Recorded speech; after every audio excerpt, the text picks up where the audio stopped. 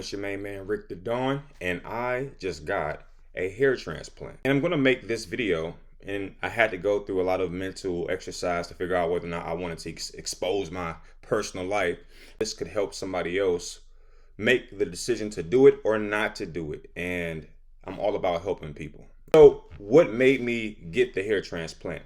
Well, there's this thing called male pattern baldness, and it is something that young men never even think about. So, after about 5 or 6 years, I made the decision to start doing some investigation and figure out whether or not I wanted to make this investment, because that's what it is.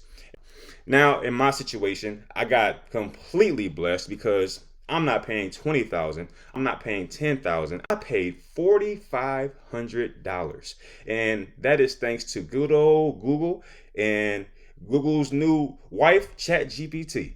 And I found someone who did it for $4,500. How many commercials or ads have you seen where they say, oh, if you use this cream, if you use this serum, if you use this, if you use that, then your hair will grow back? And they are lying. There is no way to really grow your hair back. And if it was, I would have already found it. I paid the $4,500. The doctor explained to me that this was a 6 to 8 hours procedure. And for me, it was 8 hours. And when I say it's 8 hours, it's 8 hours for real. I got there at 8 o'clock. I didn't leave till 4 o'clock. He numbed my forehead. I'm assuming for the front field of my head.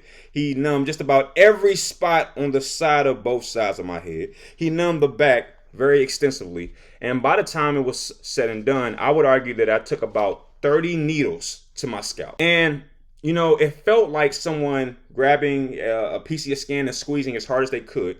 It's in your scalp, so it wasn't fun.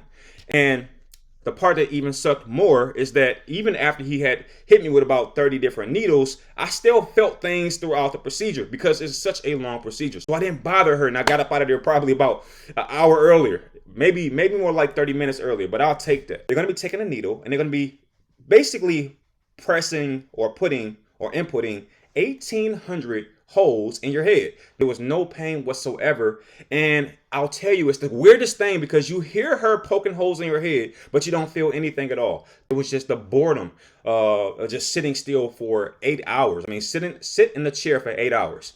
That's going to be tough by itself. Now, sit in the chair for 8 hours while somebody is poking on your head and pulling your hair. You don't want this area to get dry and get irritated, because it's at that point that you could start to lose some of your hair follicles. In my brain, I'm like, no, every hair follicle, 100% of these hair follicles will survive, because I'm a praying man. I'm a man that lives by faith, and everyone's going to survive. Everyone that needs to survive will especially do so.